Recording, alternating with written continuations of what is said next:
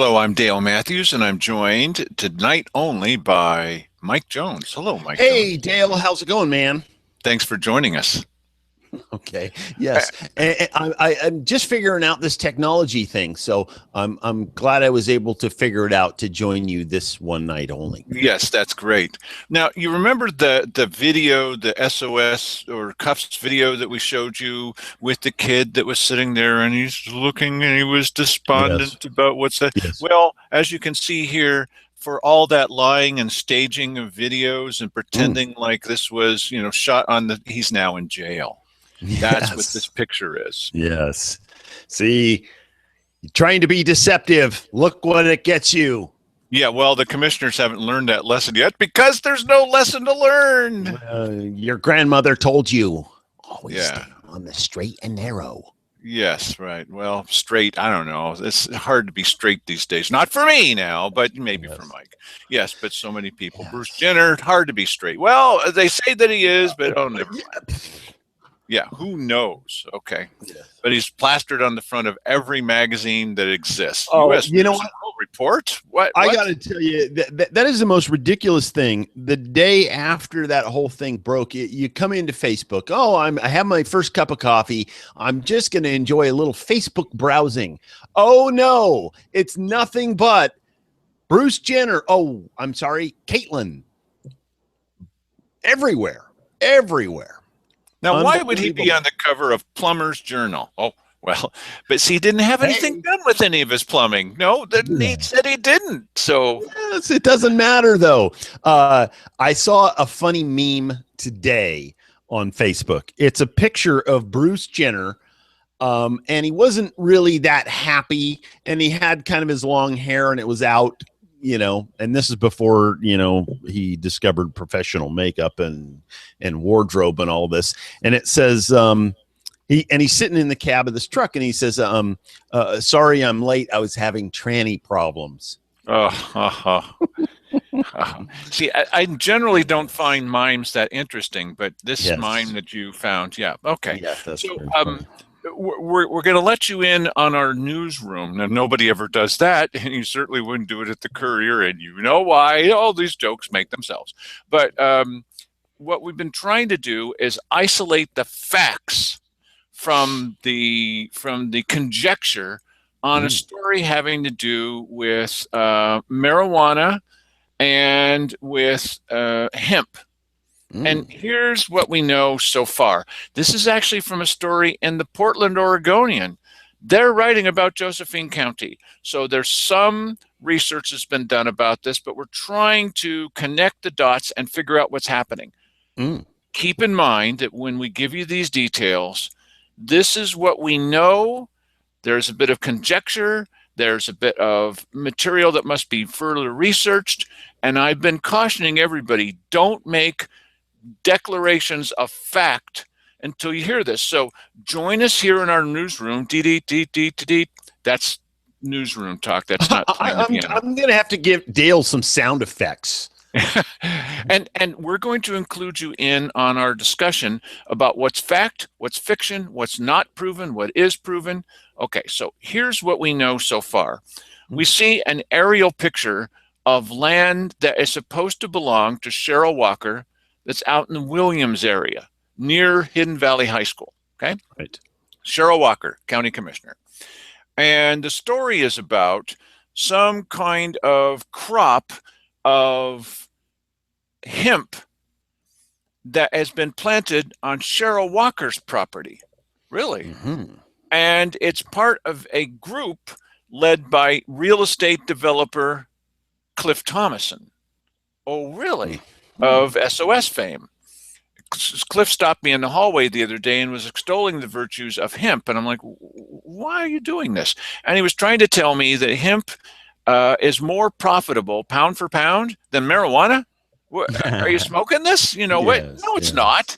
But That's the and problem. I don't know even why he's telling me all this. Okay, and so that just makes me feel like putting a lower third up in front of me. Okay, Yes. um, so I'm trying to figure out, well, what's this about? So here's what the Oregonian says. Fairly reputable source, better than the Daily Courier. Um, And what they say is that there's a group that's been put together. They don't know who the group is because I've talked with the reporter, invited him on our show, right? And they're not sure who the group is, but it looks as if they are growing hemp on this land that's owned by Cheryl Walker. Now, before So, everybody, so what you're saying is that because we don't want to, we don't want to devolve into supposition and conjecture. So, I'm going to take from this that Cheryl Walker is a hemp kingpin.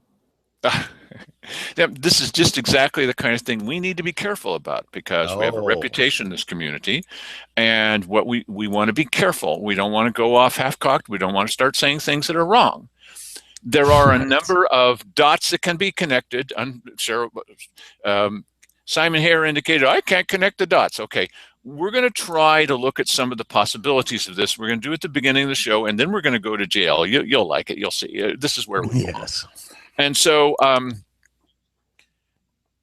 those are a couple of things that we know. Now, Cliff Thomason apparently has been talking a lot. Really, Cliff, what are you doing there, bud? And he talks to Peter Gendron, who is fairly well accepted as someone who knows what's happening in Josephine County when it comes to the cannabis business, marijuana sales and growing. And he testifies in Salem about what's happening with cannabis in this area. One of the things we know is that in some parts of the state, in the northern parts of the state, there are certain grasses, not that kind of grass, the regular grass, that cannot be grown there because of the danger of cross-pollination, and because if there is cross-pollination, that it will destroy one of the crops. Right. Okay, or both. So nobody, well, most people, I'm one of the people, just me then, okay? Stop arguing with me.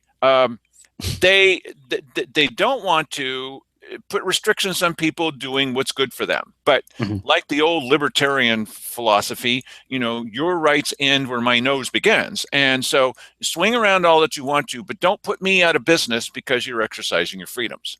Right. So what they've decided in Salem, right or wrong, is that there are some places in Oregon where you can't grow certain grasses because it would affect the other grasses and it would make it impossible to grow them and keep them pure. Okay. So, for example, you may recall that Dave Toller was extolling the virtues of something called rapeseed. Now, it's not called happy friendly seed. It's called rapeseed because it takes over anything it comes next to that's another kind of plant. And it just, it supplants it. Ooh, that's good, Dale. So he thought, well, let's import this alien crop, not from the moon, you know what I mean. Let's import this thing and we'll plant this. And you know what? It's so hardy. It doesn't even need water. It doesn't need sun. It doesn't need it. It doesn't need earth. Hey, that's pretty hardy. On the other hand, that's really resistant to killing the dang thing just in case it takes over. Okay? Right. So that didn't go. And they make they take the seed from this stuff and make oil from it. Is that right? Rapeseed oil. That's supposedly what they were going to do, although it didn't work out very well, and the county spent a lot of money. But that's not news to you. Yeah, that's SOP as I call it. Well, I don't know if they can make soap out of it, but it is like that. Yeah. So, yes. So there's a precedent for doing this, and while it seems like it's a bit oppressive to some people, on the other hand, that's the way that you're able to sort of coexist in a place that's so close, like in Josephine County. This means so close that's a little difficult to us to have any boundaries, to have any buffer zones around these things. And what the people who are interested in cannabis and the marijuana business say, the only reason you're now suddenly so interested in hemp and rope and stuff like that is because you're trying to put us out of business because you don't like what we're doing. Right.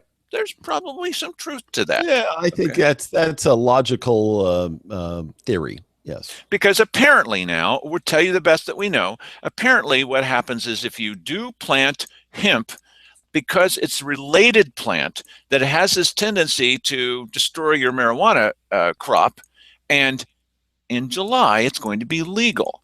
And we are, whether you like it or not, or whether everybody hates it or whatever the deal is, it's going to be legal. And we are the best place, just like Cuba is the best place for growing certain tobacco, we're the best place in America, probably north of Humboldt County, down near Eureka and Arcata.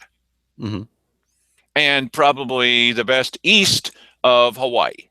Okay, so that's triangle trade there, for history fans. So so things are going to happen here. Things are going to change, and some people are saying that instead of growing trees and chopping them down, that we're going to grow very large marijuana plants. I mean, really large. I mean, taller than your house, and we're going to chop them down, and it's going to make lots and lots and lots of money. Mm-hmm. I'm for lots of money. I don't want to smoke it, but hey, if it's legal and you want to do that and float your boat, hey, whatever. Okay. So there are people who are dead set against this. Now comes in the whole factor of being a bit duplicitous or being sort of two-faced about things. What? Here in Josephine County, that's just not possible. So one of them that comes in, and we mentioned this before, is Darren Fowler, the mayor. Now, here's what it looks like. Apparently, Darren Fowler he's an electrical contractor, and he's done at least one contract for grow lights indoors. Now, so if people are going to grow marijuana outdoors and they're going to use free sunshine, there's probably not much of a possibility that this electrical contractor, Darren Fowler, the mayor, who's up for re-election coming up in a year, that he's going to make as much money from this unless they're forced to grow it indoors. And so what is Darren Fowler pressing for? Well, let's make all marijuana have to be grown indoors. It's just a coincidence. Right. I mean, why would we have any doubts about why he would feel that way? Speaking because of supposition and conjecture. Yes, it's only conjecture. So, okay, there does seem to be a pattern, but, we don't know for sure. But one of the things we do know is that Jim Moore of the Daily Courier was extremely sensitive about this because he said, well, yes, I knew this all along. Well, why haven't you reported? Well, you're just not, I'm not going to answer. Hey. You don't do stories about all kinds of things. Why aren't you doing a story about this? Well, that's, okay, whatever. Okay. Now you go over to Cheryl Walker, who was recently involved in a vote and pressing Salem to do certain things. Well, let's be sure that we talk about how wonderful hemp is. Hemp? Really? Rope? Really? Yeah, and didn't they send a letter to the legislature? Discussing this, pollen separation thing and hemp versus marijuana and all this kind of stuff with all really three of their signatures on it. Really hot on this subject. Hey, stop telling us what we can do down here in our county and 2 other counties. Well, look, that happens all the time, and it's to make one crop possible. And apparently some people in Salem, whether they like marijuana or not, they see the profit motive in recreational marijuana more than they do in hemp. And despite what Cliff Thomason was trying to tell me the other day, marijuana is a lot more profitable than hemp. Stop it, Cliff, please. Okay. Yeah, no, that's true. So one other thing that we've heard from Peter Gendron, a fellow that I mentioned before that is a bit of a local expert about such things, is he says that Cliff Thomason told him, you can see where our problem comes in. You're now in our newsroom. You can see what our problem is. I want to be sure what we're telling you, but this is how the story seems to be shaping up. You can't take any of this as gospel. You can't.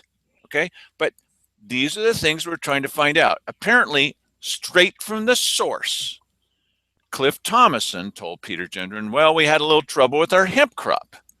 Really? Now, we don't know if Cheryl Walker's part of the group. She may only be the person renting them the land or going to sell them the land. We don't know who's in their group. We know that Cliff Thomas is involved because he said that he was. He said we've had some problem with our hemp crop because the THC content, the psychedelic, the psychotropic part of it that's involved in those class of plants is too high to make industrial hemp. Oh, really? So apparently it's closer to marijuana, recreational marijuana, than it is to rope. Yes. I'm a little bit confused here because I was under the impression that this didn't become legal until July. So how is it that they already have a fully mature crop of hemp to even test for its THC content? Another really good question, and this is why I wanted to invite you into our newsroom, because we're talking about this and we don't know. How did they do that? Did they get a special exemption? Who got them that special exemption? Was it someone that travels often up to Salem and asked for it? We don't know. Yes. Now, who would that be? Well, it's only conjecture, right? So was it Cliff Thomason going up there and lobbying them like he wanted to do with economic development funds and go lobby them with that? And then legal counsel said, no, you can't do that. That would be illegal. We don't know. Okay. Yes. Is there any involvement with SOS? Cliff Thomason's a wheel in SOS? We don't know. We don't know. Okay. So then the other thing that's kind of interesting is when you look at this aerial view, you go, well, wait a minute. Isn't that a school? How close is that school? Well, it's dang close. Yes, it is. Hey. Now, wait a minute. Here's this crop that's got this high THC content, and it's real close to a school. And it's on property owned by Cheryl Walker, who probably needs to recuse herself to step back from any legislation locally about marijuana, about hemp, because she stands to profit in some way, at least from renting the land. So now hold on a second here. And she is involved in writing a letter up to and going up and potentially lobbying them. I don't know. Does she ever do that? Well, we know that she does occasionally on this subject. This we don't know. She's our local Nancy Pelosi / Dianne Feinstein. That has yet to be proven, Mike. well, no, it's not the same person, but it just reminds me of the same thing because I believe it's either Dianne Feinstein or Nancy Pelosi whose husband owns a tuna cannery in Guam. And is always lobbying for higher minimum wages over here, but she's paying people $2 an hour there at her tuna cannery or whatever. That's lovely. That's lovely. Yes. Okay. All right. So hypocrisy of politicians. Who'd have thunk? Now, so Mark Seligman's interested in this. Of course, nobody could stop Mark, and he wants to go, maybe see if there's someone that's driving by that property and can take a picture or two from the road, because there's another rule that's hard and fast rule. The commissioners don't pay attention to rules, but the other rule is if you're going to have such a crop, it needs to have a fence so that nobody can see it. Oh no, my eyes, I've seen a crop that has a high THC content. Oh no. Yes. What is that, some sort of a contact high thing if you happen to see? If you just look at it. Well, it's like Cheryl Walker said about our website. If you even go there, that's a tragedy. Yes. Just watching this show, that's a tragedy, according just watch. You're the ones at fault because you're watching the show. This hair, what the heck is going on? So anyway, Keith Heck. So what about that rule? So there's all this stuff, and we don't have all the answers, but we're going to find what we can. And I'm hoping some of these things will be solved by talking with this guy that wrote the article. But I did ask him a couple of questions. I said, who are the main people in this? Because wouldn't it be delicious? Can you come up with a bunch of names you'd love to see? Oh, look, Carl Wilson. We don't know that. But, oh, wow, that would really be something. Who knows who's in this group? But we don't know. We don't have any idea. But we pretty well think it's Carl Wilson. No, we don't. Oh, and is it Dennis Weber? No, we don't know. We don't know. Stop making these suggestions, Mike. So we have no idea who's involved in this group.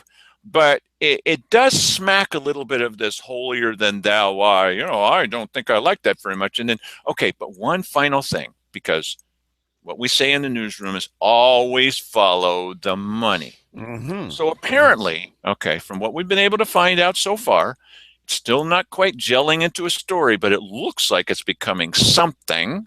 Mm-hmm.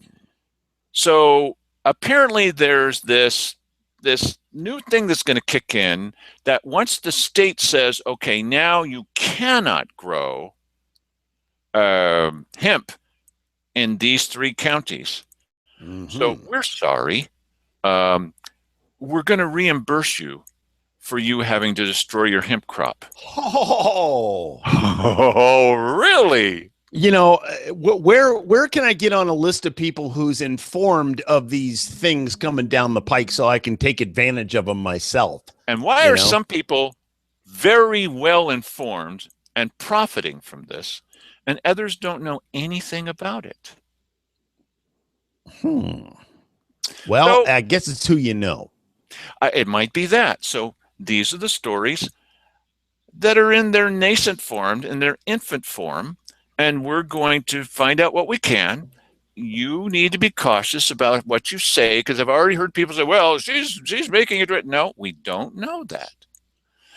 We just know that there are some directions, some vectors, as they say in physics, that seem to be pointing in this direction.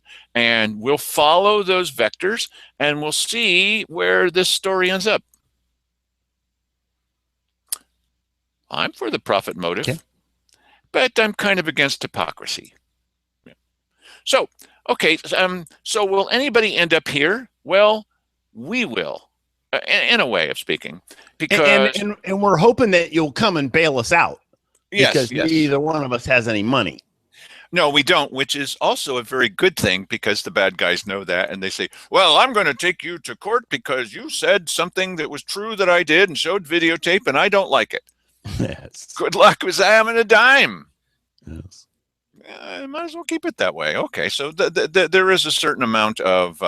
We do know that there are uh, publications in the area, and this happened to me where, oh, well, we'll just talk with your advertisers. We never had any for a really good reason, Mike. But no, oh, I'm going to talk to your boss. Well, see, I have only one boss, and I feel free to talk to him. In fact, go talk to him directly. In fact, go do it right now, okay? Um, so what we did is every Friday, we're going to have a nice talk with the sheriff, just like we do on Sundays with county legal counsel. Gee, it sounds like we're ending up in jail every week, Mike, and we need to have a lawyer, but that's not the case. We want to bring you information about on Sundays about the charter, which is becoming more and more important to everyday dialogue in politics only, not in growing tomatoes, although that's coming around. And we're going to meet every Friday. We're going to have a video every Friday from the sheriff.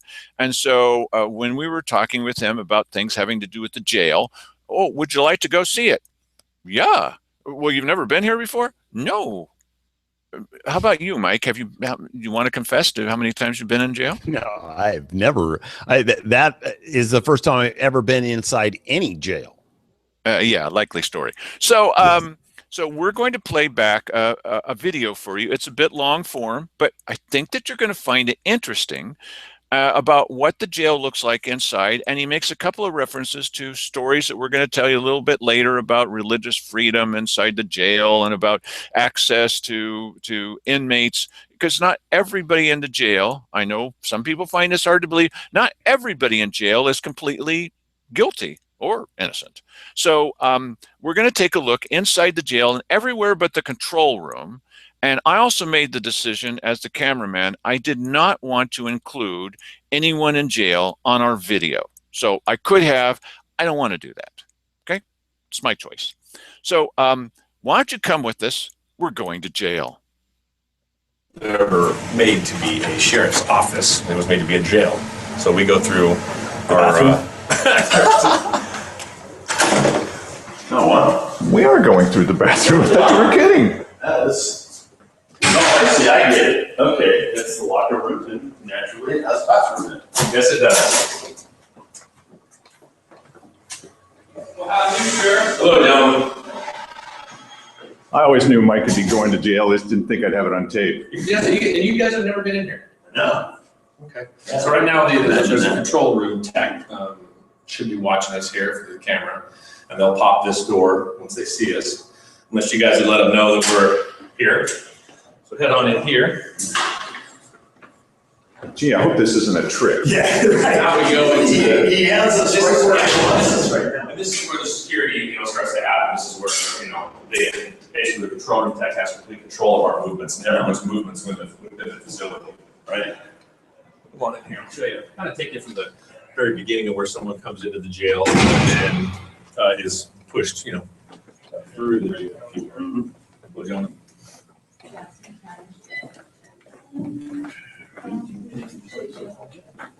Hi. How are you? Hi, Dale. Hello. Nice to see you. Nice to see you. Thank you. This police show where it's called Jail, you've probably seen it. And I think it has to do with Las Vegas. It looks very similar. Yeah, a jail standard for us, obviously. Important jail. We're always looking out for everybody's civil rights when they come in. Don't annoy anybody. Just because they come into a facility like this doesn't mean they're any less human. Thank you, sir. So this is where it starts. The vehicle sally port. It brings the officers, deputies, troopers, bring people in here. They come in here. The individual comes through this door. They're escorted to this black mat over here where they stand. They're still handcuffed. That's where they're searched. And that's where the safety starts. They're searched, patted down. We ask for their consent to do so, regardless.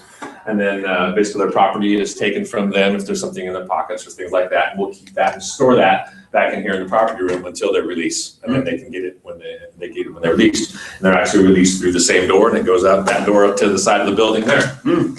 So the intoxilizer over here for people that are coming in impaired after driving, that sort of thing.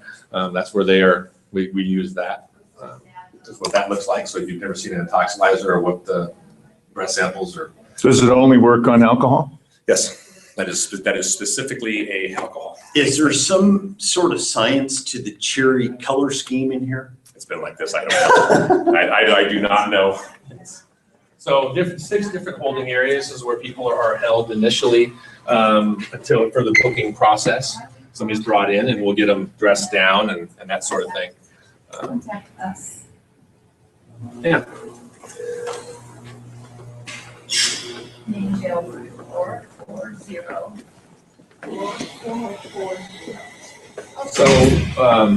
So once they're booked in here, we know who they are, we got their fingerprints, and we do all that sort of thing. And if we're going to house them, we'll take them back this way.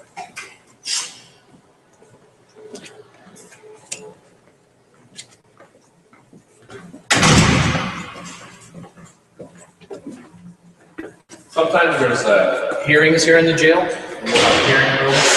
Here it's basically a court. It's a courtroom is what it is.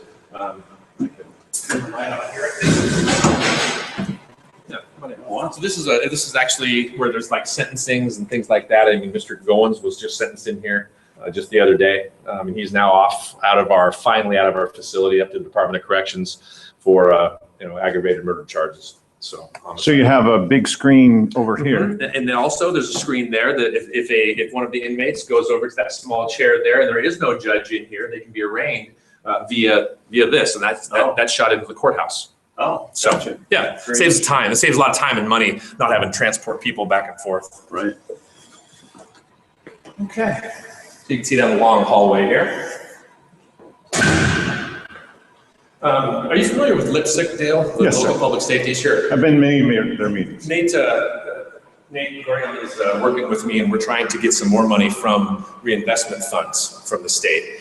And it looks like we possibly may. And if that's the case, I might be able to increase maybe the budget by about $300,000 a year for the next 2 years for the biennium, which is really exciting, actually. And those monies would come from the state. But in my 900 cell block here, which I'll show you in just a moment, I would turn that into kind of a local in-custody treatment kind of area is where I want to go with that. Currently, those monies are being spent in Jackson County, and I want to bring them back here. It could potentially get me 3 more corrections deputies here in the jail, which would be just fantastic. Really, it'll make things better. I think that stands for Local Public Safety Coordinating Committee. Council. Yeah, or council, I think, or committee. It could be committee too. But this is the 900 block right now. This is currently where our trustees are, the people that are on lesser offenses. They are still held and they can do some work in the building, i.e. you can see the floor is pretty shiny. So we keep them, try to keep them active, keep them moving when we can to make this facility better. Behind you is our medical clinic where people are seen and if they have issues, which is important, obviously. Well, one thing I can tell from being in here, if I was in here, I would certainly be looking forward to a chair that has a cushion on it. Yeah, there's not a whole lot of that, for sure. So now we go into kind of the shoe area of our facility. And if you split it right down the middle this way, you have the same thing on that side as you do on this side. You have pods where inmates are housed in here. And this is where the different classifications takes place that I spoke about. Currently, as you can see upstairs. I don't want to shoot any video of people that are in jail. Okay. Currently upstairs, it's not being utilized right now. Because we would take more deputies, you have to have eyes on them. So I'm looking to get some cameras to try and help our person in control able to view them, so we can get more people in here someday. That's kind of the idea. Come on this way, Dale. Well, you're gonna have trouble. You're gonna have trouble shooting much of anything.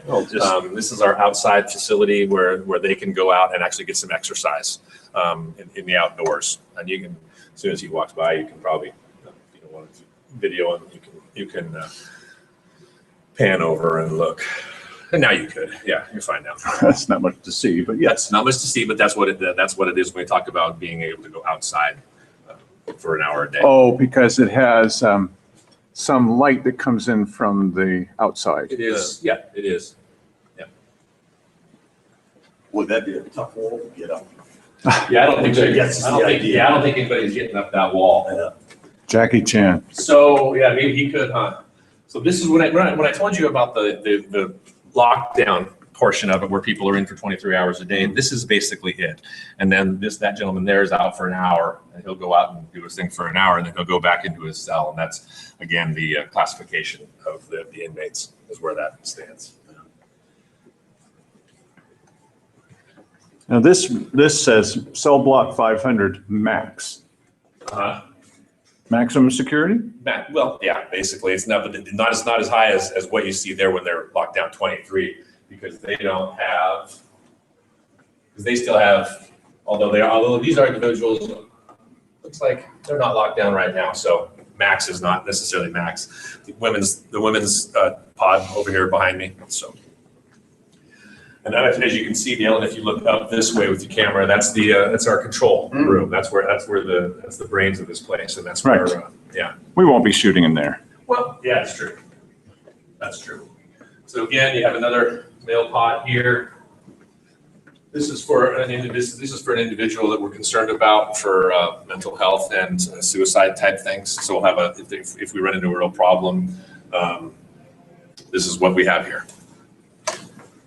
A concern, if you will. And again, same size as the other side. That's just that's what the holds 200 and 700. So how many inmates are in here today, sir? An exact number I don't know, but with up to 130, somewhere between 120 and 130 is a fair guess for you there. I'm going to take you guys upstairs. If you want to shut the camera off real quick, I'll take you into the control room and let you take a look at it and see how that functions. So we just came out of the control room, but part of that reinvestment funds that I want to do is to open up this classroom again. It's not currently open. So what will you teach in there? Will you go the Nate Gowrie-Rand route of teaching them reinforced positive behavior? No, it's just for drug addiction, drug abuse, that type of a thing. It's not that deal. It's actually the idea behind the reinvestment funds is so they can put money into them now, and we can get them treated so they don't have, the Department of Corrections doesn't have to warehouse them.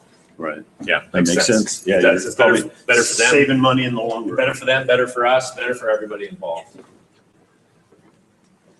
And that's that's the gist of it. I'll show you where I was talking about what I think I might be able to get some clergy, members of the clergy, the pastors, and to maybe be able to start that program again. Here is on the right. Wow. You got to talk to me and those stripes on these things. Okay, let's try. Let's see if she'll pop this door for us. This is on their side. So the gal that was in the control room, she's the one. She's the one punching all these doors. Yeah, she has access for everybody. Like attorney visiting room. This is kind of what I'm talking about. Say she pops attorney visiting too. There's really no reason why, I couldn't have a member, like an inmate would come into here and a member of the clergy go on the other side Right. and communicate with them. This would be, in my opinion, kind of an ideal scenario, at least that I can do fiscally right now. Right. All right, that was your visit to the jail. Yeah. Want to point out a couple of things here. We will be talking in future Fridays, every Friday, with the sheriff about a couple of controversial items. He was recently accused of not allowing ministers to come in and hand out religious materials. He talks with us about that. Mhm. Then on another Friday, we're going to talk about why he chose Dave Vincent. Dave Vincent? I think that was his first name, Dave, who was also running for sheriff. Why did he choose him to be head You're talking of? about Ed Vincent. Yes. That's who I meant, Ed Vincent. Why did he choose him and then push aside the lady that was in charge of the jail? So we'll talk about that. And then there's a number of other issues, things that are happening inside the jail, and a lot of other issues as well. And we'll talk about those each week with the sheriff to get his explanation of what's happening. He's not done a lot of explaining about some of these, and he's come under criticism, pretty strong criticism from some folks. So we're going to hit those items head on with him. We have a fairly good relationship with him, and he doesn't mind being slightly toasted on both sides. That's what we do on the show. Mike, tell us a little bit about what you saw in the control room, would you please? Well, it's basically there's a gal in there and she's watching every movement everywhere in that place, and she has control of all of the door locks, and she's watching all the movements, and then if somebody needs to go through a door, she will unlock it, and she can see, and as you notice there when we first came in, you come in through one door and that closes behind you, and then there's another locked door on the other side. So there's like little locked areas there where it's extra security, so you can't just run through the place if there happens to be one inadvertently open door.